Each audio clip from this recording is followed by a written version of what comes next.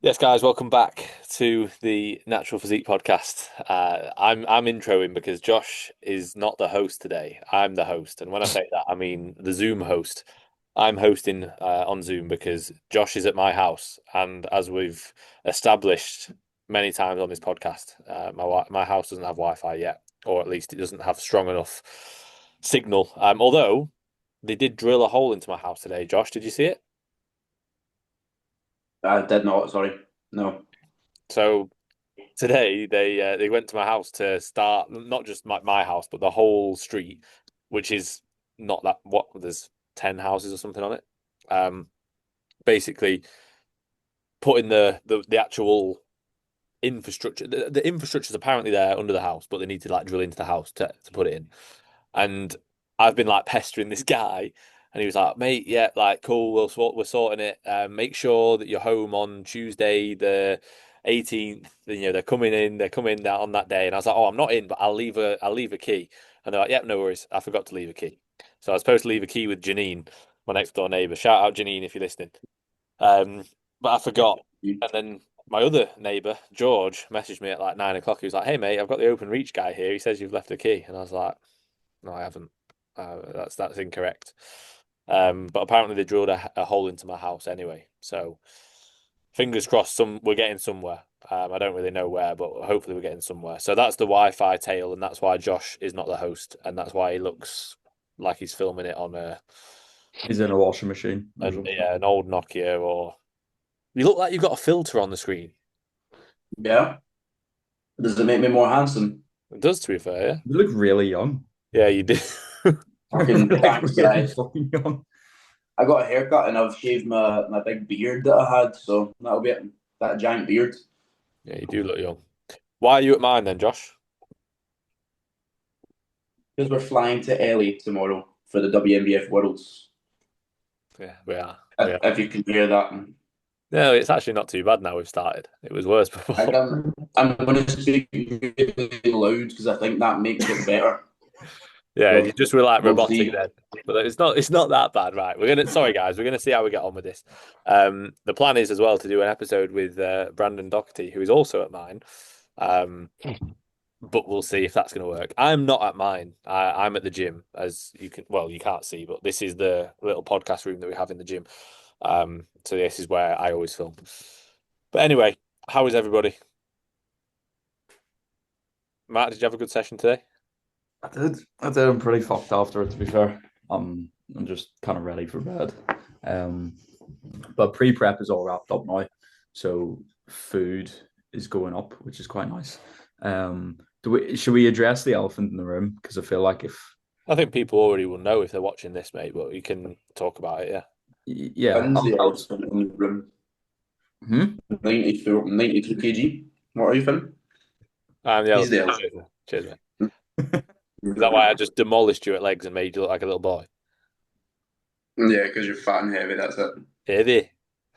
Sorry, Matt, go on. Um, Tell Continue. everyone how you broke up with me. it, it was I just did it over Instagram on the actual Did you on like the my comment? That's funny, that one. yeah, it was good. Um, so I am no longer being coached by Finn after 192 weeks, which is pretty crazy. Like we joked about it, we should have just done it for another 8 weeks and got to 200 just to say we tick that off. But 3.5 years, and a very good 3.5 years as well. So I'm now coached by Tim. And yeah, it's nothing's really changed. Like the only difference is I've my own sort of bodybuilding side of things is now just separate from all of this. That's really just the reason. Um, but like natural physique coaching still exactly the same. Um, and yeah, I'm looking forward to it. I don't think there's really Yeah. I a think, huge like, amount. obviously, when we spoke about it, like, I said, like, realistically, mate, like, you're in good hands. Like, me and Tim are good mates. And also, like, in regards to coaching and, like, service and standards and, like, how he does his check ins and the sheets and everything, like, it's not as if you're going to be like, fucking hell, this is so different. Like, it's going to be an easy, smooth transition for you. Mm. Um, Obviously, like I said, like it's a massive shame because like I want to coach you, and it would have been sick to like get you on stage again next year, and you're going to do really well. Like I do believe that.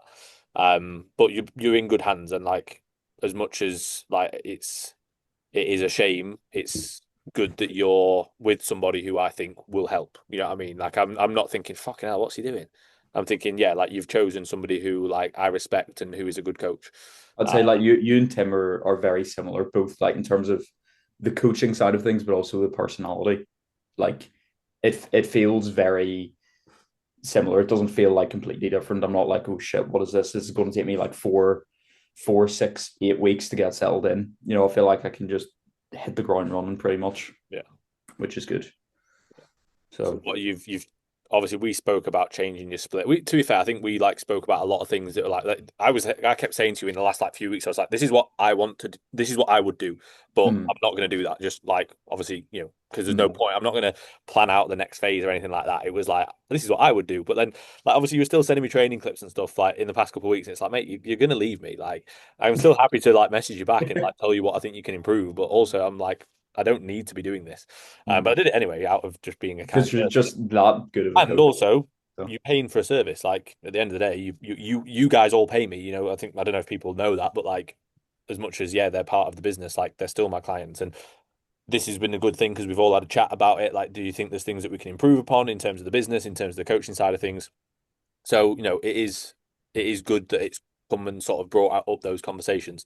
But obviously you're still paying me for a service. So like even though you send me training clips and I know that you're leaving, just like any other client, I would still get back to them and still like give them the feedback that I can.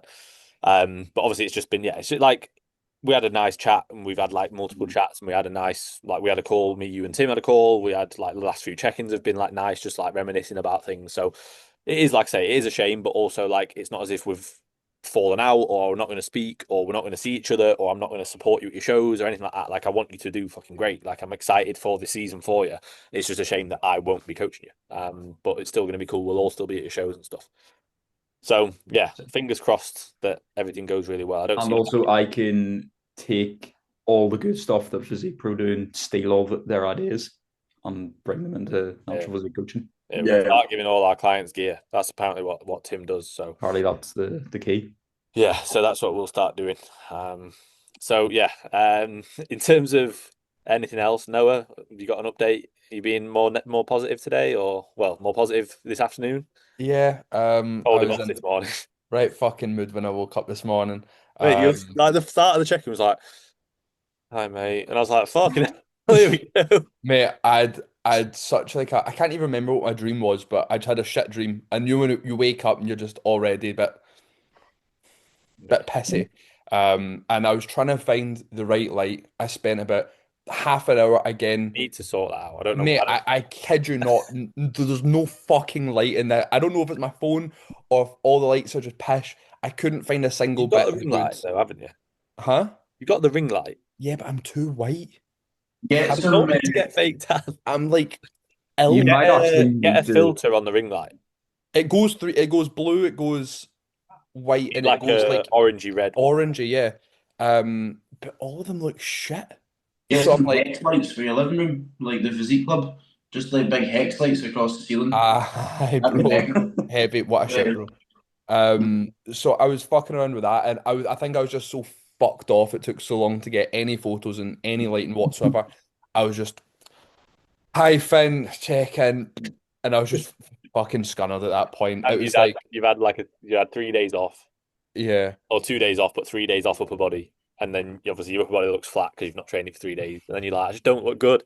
Like yeah, because you're getting. to be good fair, I on your did upper say body. that in the You check-in. I was like, physique. I know I need to move the food around because I've not trained in a couple of days, but fuck, if I fucking feel like this. Yeah, And I went and trained, and I was like, oh, I feel all right. yeah. But you tagged me in the story today. I was Looking like, good. I don't mind this. I don't mind this.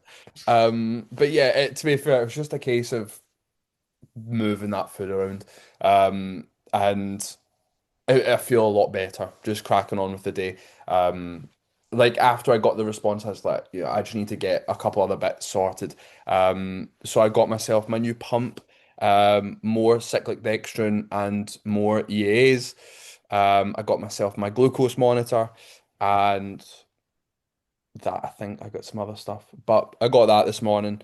Um, My hands up. I don't want to speak in case of lag and just interrupt everything. But what did you get pump wise? You say you get a new pump pump product. your mom.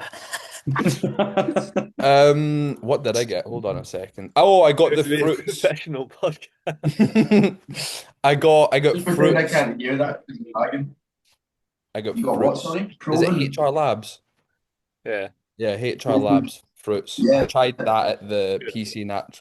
What, proven? Yeah, It's It's good. actually I really proven. like. Who was I chatting to this about? Was it you, Josh? I think it's really good, yeah, but I No. think Yeah, is it you just proven or put like proven? It's so yeah, Liam I calls think it proven. I think the whole point of it is pro, and Vin is like pro. Yeah, but yeah, Um, I call it proven. But yeah, Liam calls it proven and he invented it, so I guess it's probably proven. Fair enough. I think it's a really good like non-stim in the sense that it actually gives you like good energy and it feels like you've taken a stim pre-workout. I Mhm. don't think it's wild for a pump, but it's still good. I put full pump along with it, or I put like turbo pump along with it as well. So I could do a scoop of that and a half scoop of like a full pump focus pre-workout. I think that's shit hot. It is good, especially if you're somebody who's like quite sensitive to caffeine or you train late. Like it is good to be fair. Mm. But yeah, to be fair, Noah, like we should probably chat a little bit about your check-in because I do think it's probably quite insightful for people. Like obviously I said to you, like if you're constantly bringing yourself down, you know what I mean? Like and mate, I do it. Like I constantly like jokingly but kind of seriously be like, "Oh, I'm shit." And like the more that you do that, the more that you believe it, and then the more that you actually accept it. And if you're like believing, if you're telling yourself, "Oh, I don't look very good," and then you start like believing it, you start like almost like leaning into it and sort of thinking, "Well, I'm not going to be good anyway."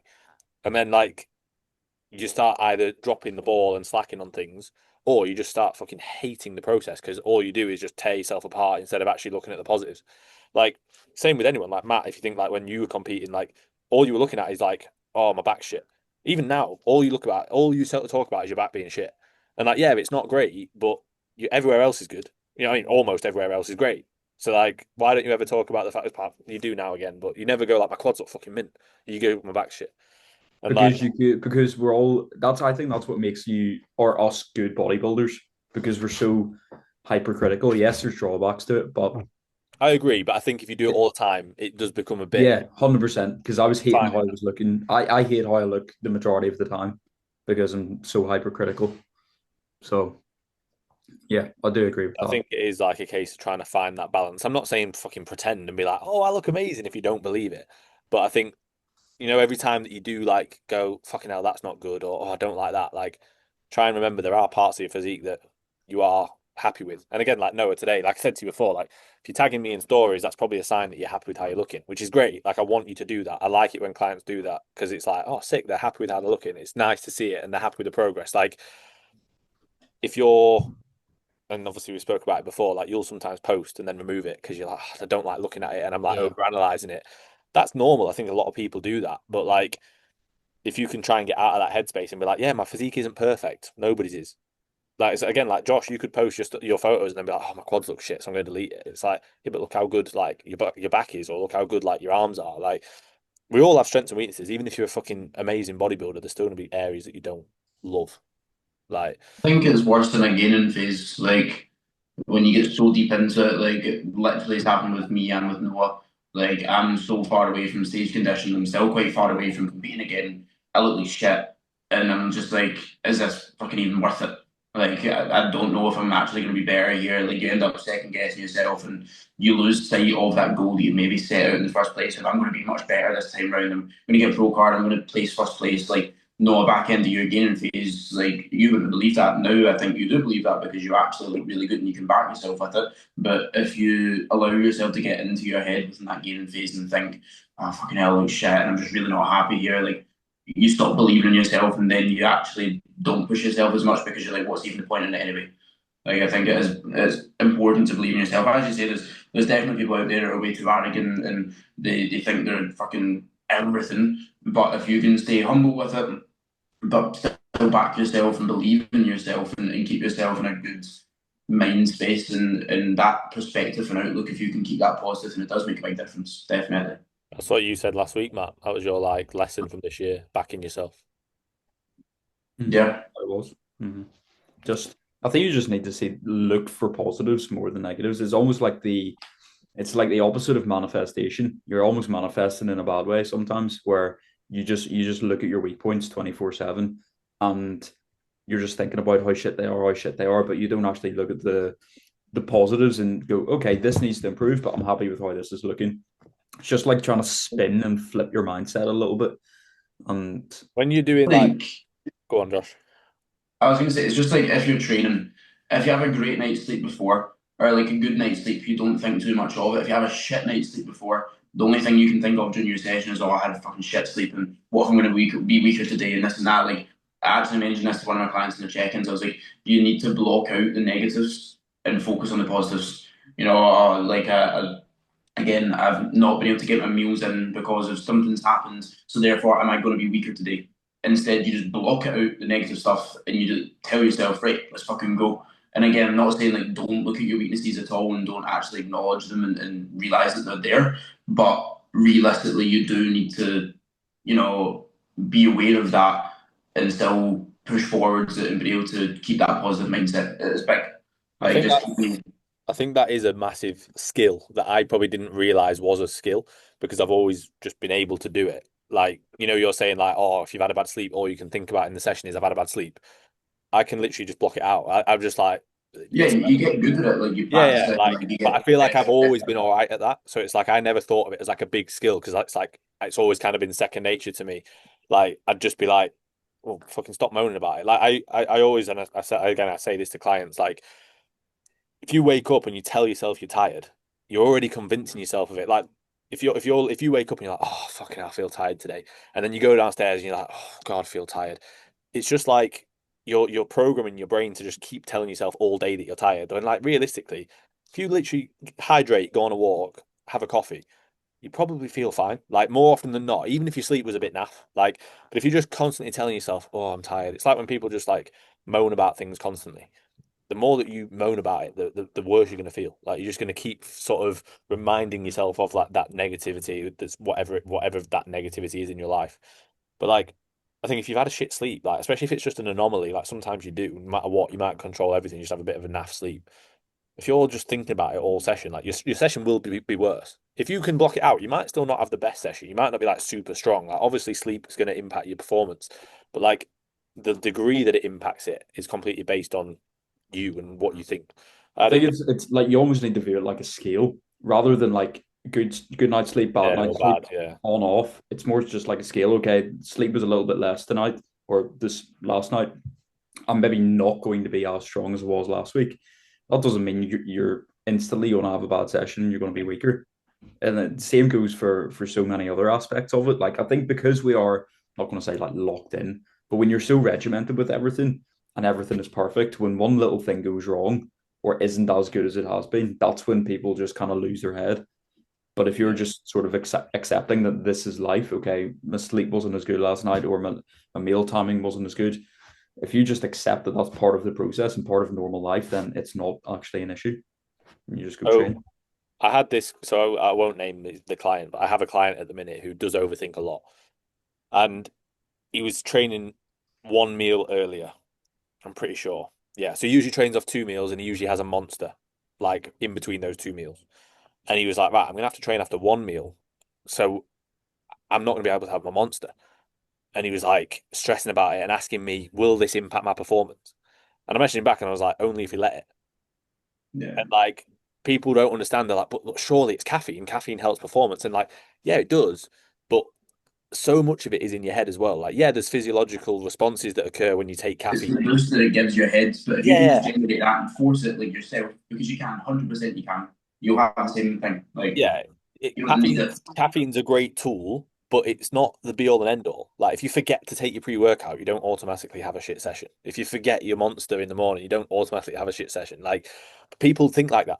People think, oh, I forgot my monster. So it's like they're not deliberately making an excuse, but they're searching for an excuse. And it's like I don't think like that at all. Like if I was to train fasted tomorrow, I'd just get on with it.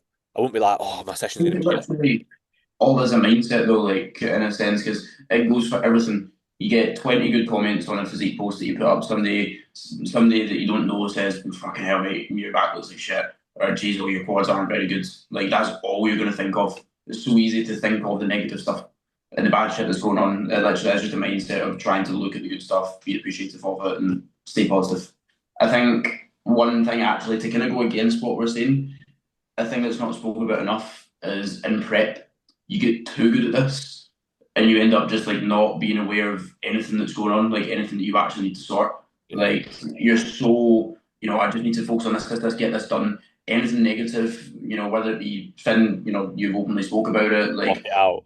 relationship stuff that might not be going great and you're not being as present, but you're like, yeah, I'm just gonna block that out because I don't need to focus on that right now, and I'm just gonna get done what I need to get done. Like I've had a few clients say to me, like, mate, is it normal to literally feel like a bit empty, like at the back end of prep, and like I don't feel things like my emotion. And I think Shay put it on one of his posts as well. It was like I literally was just emotionless at the back end of prep. Like I get so good at dealing with stress that some things that should stress you out or should worry you, you should actually be taking urgency to improve upon. You don't do it because you're like, oh, I don't need to worry about it. So that's another side of it. Obviously, that's completely opposite of what we were speaking about there. But in prep, I think that is something to be aware of. There is, I think Matt had mentioned it, like a kind of scale. You need to find somewhere in the middle of that. You can't be too far either end, otherwise it's going to fuck you.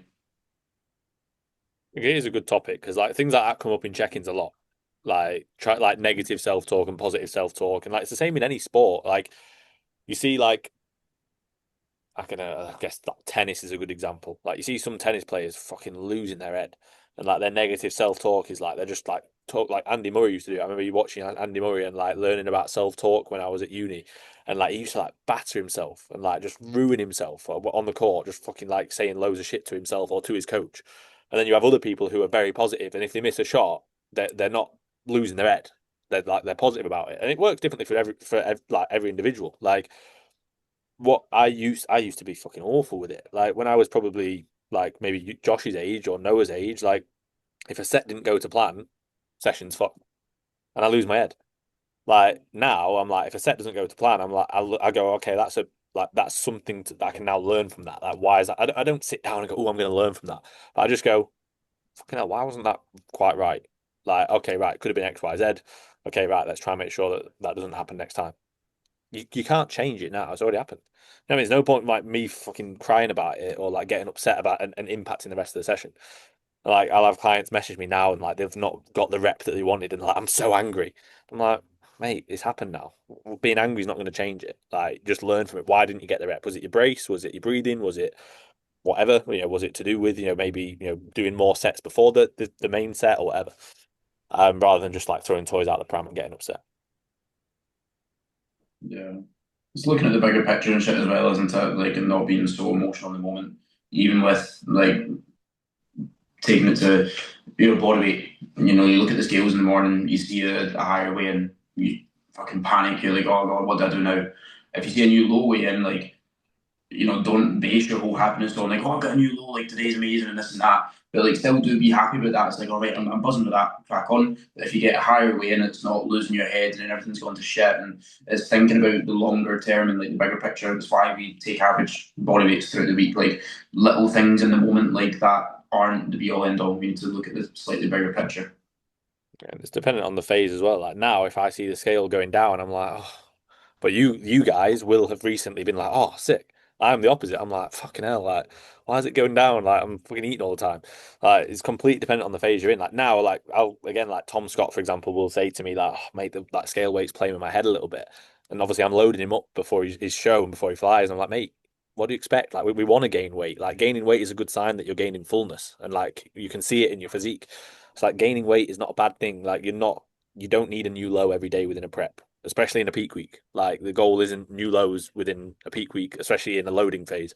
So it's like also being aware of like what phase you're in and what you're aiming for, rather than just thinking, well, I'm prepping, that should equal I need new lows. And like Petru's a good example. Petru's like what, a kilo up, 3 kilos up from his PCA show, and he looks way better. Yeah. The WNBF, he was 81.2 in the prejudging, sorry, in his class, and then 81.7 at the overall. He was flat in the class, 81.7 in the overall, less flat but not like bursting full. He's 83.1 kg post workout today, fuller and leaner. Like he's Do you a think kg that and a that half up. is? I think that's fluid though, and on the day, fluid and sodium because you were feeding him a lot. For him to Yeah. like still be flat, I don't think it was food. I think it was, well, correct me if you think it was, but he was eating. Probably, I gave him a lot of salt and a lot of water. And he got to the point where he was like sweating a little bit, and he was like, I'm drinking a lot of water here." So I was like, right, we'll tone it back a little bit. But there was a good amount of salt, a good amount of water, and everything as well. But he was quite light at that show. I was feeding him quite a good bit. I've actually gave him a bit more food today because his body weight's came down again. Again, I think as you say, like excitement and stuff plays a role in that as well. But yeah, he's if you look at it on paper, if he's heavier right now compared to WMBF, it's like, oh shit, he's got softer. He's not going to be as good, but he's sharper if anything, and he looks fucking massive. Like it's exciting, and again, he's not overly focused on, or why am I going to be heavier this time and the next time. He just knows, right, this looks good. I'm happy with that. If you're happy, I'm happy. That's Keeps what you that, need to that try. sorted.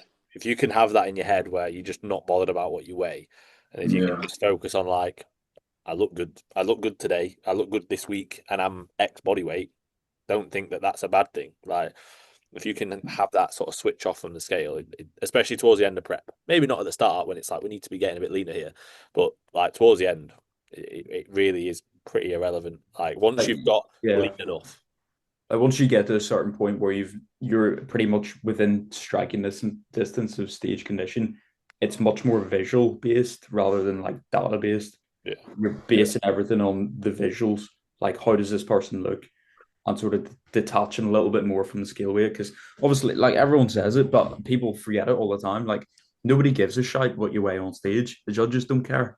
Obviously, you might need to make a weight cut, but there's things you can do to meet that weight cut. But like nobody cares if you're 83 kilos on stage versus 81 kilos on stage. So Yeah. even with the weight cap, I think a lot of the time you'll kill yourself to try and get down to it, and then yeah, worse just luck. bring your Like best. AJ did that this year. We didn't kill Tom at all, but we got Tom into the lightest class at the MBW, and it was a ridiculously busy class and really good standard. If we'd have just been like, "Oh mate, just weigh in a bit heavier at the, like keep your clothes on and we'll eat a meal before you weigh in," he'd have probably been in the second lightest class. So like I think it was like, was it like lightweights, middleweights, heavyweights? I feel like there was four. I feel Was like there that was four. 75 to 80? Yeah, it was like Yeah, 65 below 70, 70 to 75, 75. Yeah, like he'd have been in the 70 to 75 and he'd have been up there. You know, he didn't place in the class he was in, even though he looked fucking mint. Like he'd have probably been top three, I imagine, in the 70 to 75. So it's like you think that, oh, I need to get into this class, but it's like, well, actually, you don't know on the day that that class might be the best class of the day just because you know you think that that's going to get you what maybe is a better result because you'd expect to be the heaviest or at the heavier end of the class. You'd expect to be a more competitive bodybuilder, but doesn't always work out like that. Sometimes you'd be better off being in the next class and being a lighter bodybuilder because they may be out of shape or whatever. So I actually seen Jay Davies like cut down or pull his weight down to go into the heavies, and then there was one guy in super heavies that was like average. So he yeah, would have won pro cards, but I don't know if he placed. He didn't like mention anything about what the actual placement was. He was like not happy with the placement, brought a good look. So I imagine he was either outside the top five or maybe fourth, fifth. He yeah. didn't say anything about like a medal or a podium or anything like that. So if he'd just stayed in super heavies, he would have won his pro card most likely, which is crazy. You don't know until it happens, but Yeah. often you hear that and you go, mate, like, should have just probably stayed at where you were. Like, but again, it's all stuff that you learn. Like, Well, you learn after every show, every client, every season. Like, you learn so much. as you were saying, was your oh god, it's Phil. Brilliant. Has your weight started coming up yet? Yeah, I was 171.4, which is what was Still that? later in the end of the diet. It's 1.4 up from his lowest. Yeah. Oh, I Um, thought you were like 172 end of the diet. no, to be fair, the end of the diet, I think I was 172. Yeah, like when we started reversing out, you did Yeah, say, the start of the reversal was at 172. Today was 171.4, but we did see 170 last week, but I've stopped giving a shite about what I weigh in because I remember even like last week's check-in, the noise was still somewhat in my head, and I had to say to Finn, I was like, mate, I've drank a power of water because I was like, I'm so thirsty, but I tried to cut fluid. you said, didn't you? You were like, Yeah, I oh, was like, I didn't drink because I didn't want to weigh in heavy. And I was like, mate, like if you feel dehydrated, drink. Like, yeah, like since then I've just been what's more slamming to important? fuck, Like and feeling good and sleeping well, or yeah. but mate, I was like that. Like I thought like that in my prep. Like always. Like towards the end of the day, you're limiting fluid. Like even if I'm thirsty, or in the middle of the night, I'd wake up and go for a piss, and I was like, felt like I wanted a bit of a drink, but I don't know. Nah, Nulo, I Nulo. can get out your head. Yeah, I was it's doing some fucking. of the most aggressive pisses to get every ounce of fluid. Yeah, I'm doing. I'm like fucking hand on the wallet, bracing my abs hard. Go on. I had Thomas Lee, the Canadian client. Yeah. Yeah. He was like, mate, Mm. I'm waking up like 4 or 5 times for a wee. And I was like, that's a lot, mate. Like, fair enough, like a couple of times, but like 4 or 5 times, I was like, what are you doing? Like when you're waking up, like what are you doing? He was like, oh, I'm like drinking. And I was like, well, how much? He was like, oh, like 2 liters. Like, what? I was like, fair enough, like waking up and like being a bit thirsty and having like maybe 100 mil, 200 mil, you just have a bit of a drink. I was like, why? Why? And he was like, I don't know. I was like, what the fuck? So like, then he was That's waking up crazy. loads, and then I told him, I was like, just stop doing that. I was like, have a drink if you're thirsty, but don't drink loads. Like, just sip. And then he's like sleeping through. There you go. No wonder. But you don't like, you forget that people like, no, this is no offense to Tom, like people do these things, like they just do things that they think is right. Like he's probably thinking, well, I need to stay hydrated, so I'm going to wake up and if I feel dehydrated, I need to rehydrate, and that means I need loads of water. It's like, no, mate, you're going to be dehydrated overnight. It's okay, like that's normal. Just if you feel thirsty in the night, have a bit of a drink. I think for prep clients, this sounds absolutely crazy, right? But I think for prep clients next year, I'm literally going to put a column in the sheets of like how many diet drinks per day or like 0 calorie sausage and shit like that, because so many times you'll have it where like you've got a client prepping and it's just something like that happens. Like they're down in 4 fucking, or they're with every meal they're having a diet drink, like a can of Diet Coke, and I'm like, "Ugh, it's not great that." I Or think as even if it's like, well. all right, I'm going through 2 packets of chewing gum a day, and I'm like, well, no wonder your stomach doesn't feel great. Like little things like that people don't realize it's crazy, like the impact that it can have. And I again, people think can overthink it. It's just try to find that middle ground where you communicate well with your coach. But usually, if you're doing something like that, you kind of know, like, "Oh, is this going to be affecting me?" And instead of just putting that to the side, actually saying to your coach, like, is this okay? Sorry, mate. I was just going to say about Ninja Creamies because like that's become obviously such a popular thing.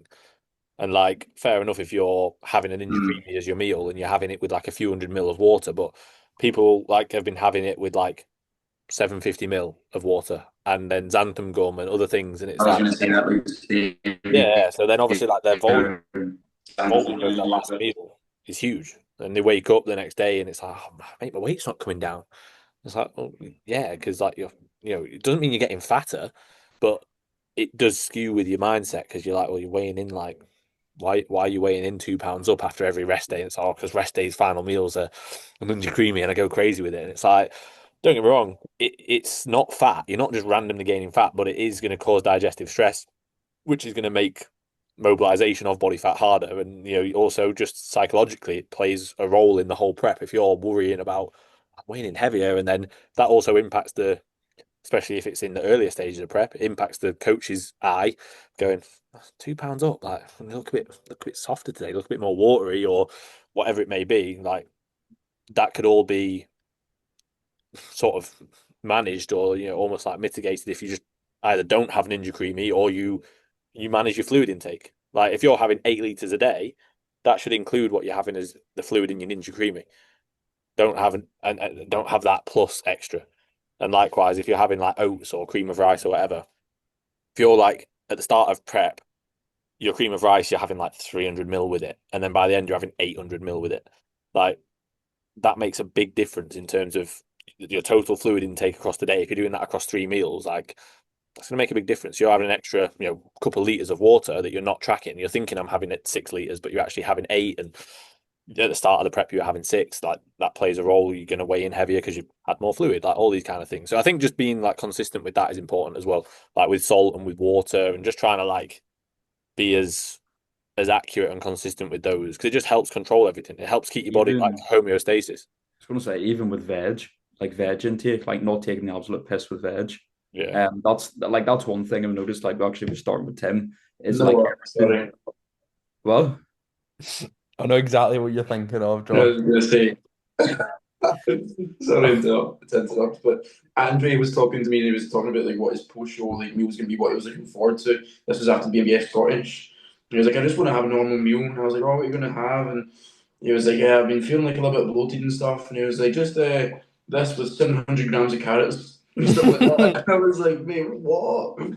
Fucking 700 grams of carrots or some crazy shit like that. And he was having like so much. And I was like, Andrew, we need to sort that. And he was like, No. no, I don't want to. He was like, no. I And I was think like, if mate, you can keep like a standard 100 grams yes, of this is fruit and 100 exactly. grams of veg Yeah. in each Yeah. meal, you're Just laughing. keep it consistent. Yeah. Yeah, just keep that consistent. That's that's what I said to him after. I was like, mate, Yeah. wait until you see if he was like, oh, my son feels better. I was like, no wonder you're not having like nearly a kilogram of veg in your meals. It's like just having stuff like that consistent, and that's what I'm saying. Like tracking somewhat might be the weird things because you don't realize that people over time might just be like, oh, I'll add a bit more veg into that because I'm a bit more hungry. It's got no calories in it, so I'll be fine. But That's then why before I you know it, prefer a meal plan versus a macros approach because I know what people are having. because I usually set out, these are the food sources that I like you to have. This is how I like to split your macronutrients. This is how, I want the meals to be timed and so forth. But then sometimes try to prep it can just, before you know it, you're doing crazy shit like that. I remember even when I was in prep, now this isn't, massive, but when I was having my wrap and chips, like I had a wee puddle of tomato sauce, the 0% one, and like throughout prep, I was like, I swear that's getting a bit bigger, but I was like still finishing it, and I was like, it's got to be about the same amount. It was like triple the weight than it was. It turned into like a fucking lake of tomato ketchup, and I was like, right, I need to get a grasp on this. Pulled it back down, and I was like, I feel better for that. Like, it's so easy to let little things like that happen. If something's 0 calorie, doesn't mean you can munch as much of it as you want. Like, it is Mate, going you to were have an having impact. a fucking like kilo of ice in those milkshakes you were having every day. Yeah, they were so good. I had Joshy to fit buy, they fucking were filming your big slushy puddles. 4K 60 with a flash on. A wee link to Pit Stop Nutrition, my performance sales have went through the roof. Brilliant. It is crazy, isn't it? Because like now we're all talking about it like fucking hell, it's stupid. But at the time, like that's what you want. It's what your body feels like it wants. Like it wants Yeah. volume. It wants these like different things. Like again, like I was very much against like having 0 calorie sauces and things like that. But like if you do, like again, like even like ketchup, like it's so easy to just be like, fucking hell, I could just have loads of that. Like you easily could, like, yeah, oh, it's 0 calorie or it's low calorie. Like if you're not careful, like that does become that 30 grams becomes 100 grams. And you're Yeah. still like, oh no, it's sound. Like it's not really Yeah, like because it doesn't feel like a lot because you're just drowning everything in it for some more taste. Like, yeah. it's, To be you fair, don't realize recently it's for happening. myself, I had I've pulled out cans in carbonation completely because I used to be doing like a couple cans of American cream soda, bloody lovely.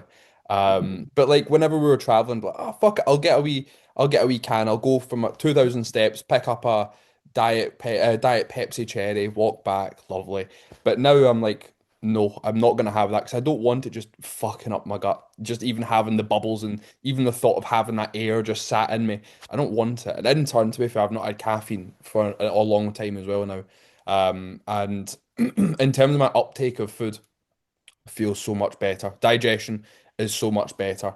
And not leaning into those like little cans where you might want, oh, a little cream soda, like get a fucking get a crap. Did It you I is ever did get I did it the your feels like exact same. I did the exact same with decaf coffee. I remember there was Yeah. one day on prep, I had a decaf coffee in between each meal. So I had that. one before my mega? first meal, I had one after my last meal as well. It must have been about six. And I think that was also when I was having the stupid amount of seasoning.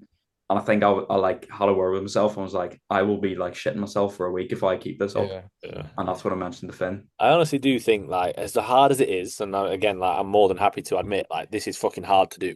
If you can literally keep it where your prep is the same as your off season, just less food of what you usually eat. Like now, like my meals are very basic. And to be fair, don't get me wrong, you can make changes. Like I might go from rice to potato, like things that are maybe a little bit more fibrous, a little bit more voluminous. You might go from cream of rice to oats. Like obviously, it's slightly different macros, but like if you can keep it to those like basics and like just maybe make like one or two alternatives to like more satiating foods, the prep will be so much smoother than if you're like massive. Like if I look at my diet at the end of my prep, like don't get me wrong, it wasn't like massively different, but like compared to like now from a digestion standpoint, like my digestion's great and I'm on a lot of food. So like if my digestion's great now on a lot of food, then why wouldn't it be great if I'm dieting and on less food. You know, it would be. It'd be awesome. I'd be hungry, and yeah, I might go hypo a bit more frequently with like faster digesting foods, and that's the thing you got to be careful with. But like realistically, my digestion would be good. So like, don't go stop it like starting like having loads of random stuff that you don't usually have. Same with a peak week. People start adding in food they've not had for months, or they don't even know if they like. They're like, oh well, I'm just adding it in because it's peak week and I get to have swears bars, or I get to have this, or I get to have that. It's like, have you been having that in your prep? Like, no. So don't add it in then. Like, it's just throwing sort of stabs in the dark, hoping that it's gonna do something. It's gonna work. It's gonna stick, and it's like, Find in the middle ground again, innit? Like you don't want to rip the piss by having loads of like really low volume carbs, but you also don't want to be eating 600 grams of carbs through the exact same sources that you've always had, and just having so much food volume sat in your stomach, and the fruit, the veg, and everything intake, all that's the same. Like you do need to change a few little things, but it's again stuff that that works well, and it's good carb sources, and it's rice based cereal, whatever it may be, like stuff like that.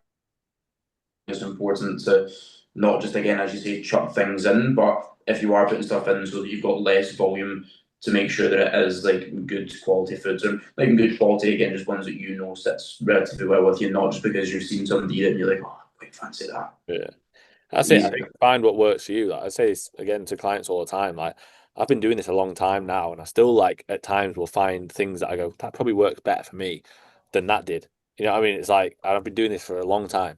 Like you're not gonna have it all worked out in your first few years. Like over time, you'll work out foods that sit well with you and that don't, and exercises that work really well for you and those that don't. And people still now will just follow what their favorite bodybuilder's doing or favorite influencer, what they're doing a Cybex hack. So I've got to do a Cybex hack. And it's like, mate, do you actually enjoy it? Does it feel good? Do you feel a good stimulus through your quads, or do you just do it because AJ and Cuba do it?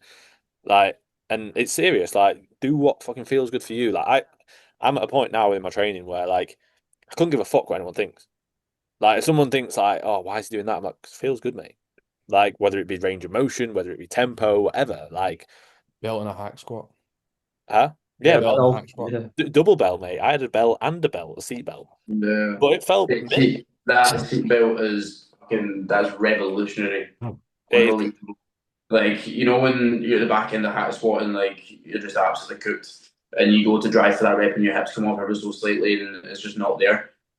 You get to that point and there's literally like 2-3 more reps because you don't realize, like, even It was. without realizing it. Yeah, like mate, you were saying you felt sick after your set. Yeah. I came off my second set and I was like, I can't feel my legs. I feel sick, like, because you're not used to being able to push for like that extra, 2 or 3 reps. And people argue, oh, just brace better and have your hips in better position. But like at that point, when It everything's works well on that hack specifically as well because you can hook in, and I do feel like on most hacks, my pelvis feels more stable than on that Jim Lecco one. yeah, There's other ways you can do it. Like it's quite open, that hack. Like I don't feel as secure and stable as the Tyvex one does. Like it's all very open. I feel like I'm just not as secured in it. But yeah, that was good, to be fair. You're gonna start putting cuffs on your feet.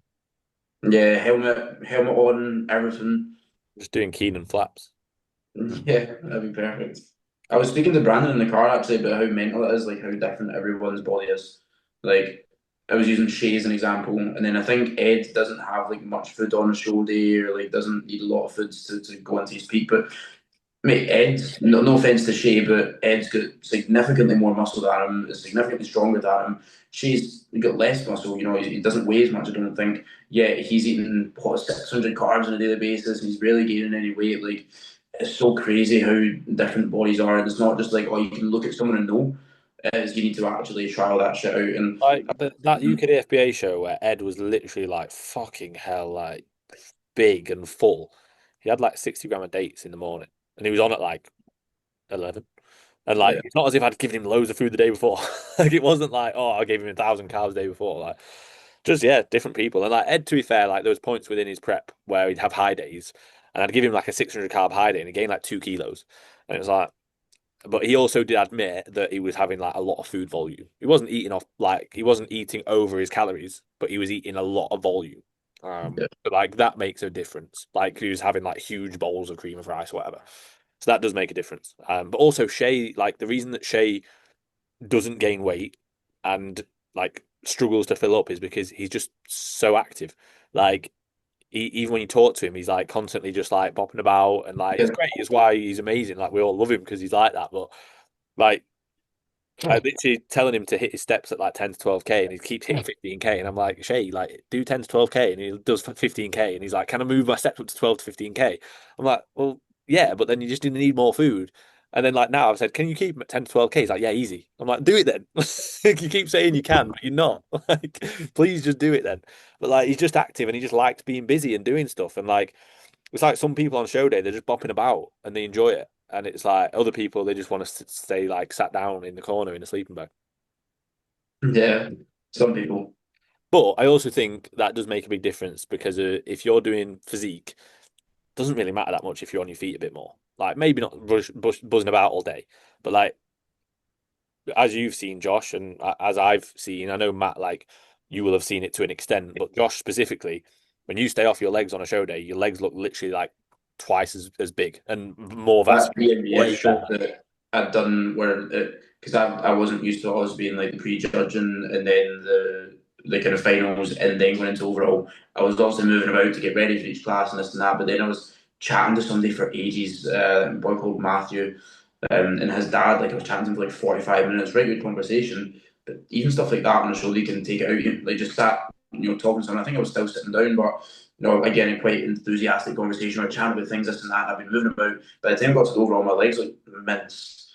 Like it didn't look good versus again the WNBF where I just slept all day and had my feet raised. Like they looked 10 times different. So yeah, it's trying to get manage that. I did notice it with MBFI. Obviously, I was doing two classes and then I ended up going into the overall. But I was off my feet all morning. Went on juniors. Leg detail was phenomenal. Then maybe sat down for about 45 minutes and then had to start getting ready for classic. And I was obviously on stage posing. Then came off stage, still on my feet. And then it was like, okay, back for the overall.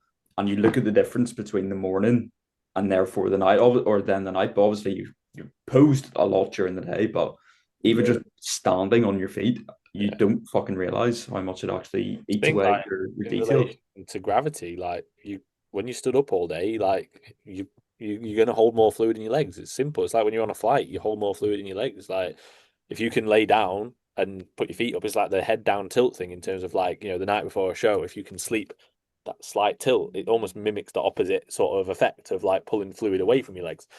And like it can definitely make a difference for sure. Like there's been good research behind it, and I quite like doing it with clients as long as I don't get them sleeping like that. Like they can't sleep. Just like literally put something 5 degree angle underneath your feet at the end of your mattress. Try it a couple of nights within a peak week, so you can like, oh, actually, it's quite comfortable. Like I don't feel like I notice it. Can make a difference for sure. Can pull Yeah, fluid away from your legs. yeah. Right, What time are we on? I was going to say. let's What wrap time it up. That was good. Yeah. Yes. Well, there was negative checking, so there's a positive to it, mate. Yeah, there you go. It feels weird. I feel like I'm spectating the podcast, like watching it on my phone. Why like surely you can make it look better? Why is it right? Like you can move the camera closer to you. What's wrong with it? It's quite far away. Just sat here, like ready to go. Yeah, I feel like I'm Move far it away, closer to you. but I can think about what to speak about more. It's nice, or maybe it's because I'm not hosting it, so I feel like I'm a bit more part of it, not trying to run it. I don't know. Direct it, yeah. Yeah. I'll direct it. So we're going to wrap it up there. We're going to do a second part, which is so that we've got an episode to put out whilst we're away. So obviously we fly to LA tomorrow. We're there for a week. So we're going to do an episode with Brandon Doherty, Josh's client. So stay tuned for that one. That'll be next week's upload, but we're filming it just after this. So yeah, thank you all for watching. As always, please like and subscribe, tag us in your stories. Appreciate that we've had a few people tagging in stories. So thank you guys. Keep them coming. And we will catch you all in the next one.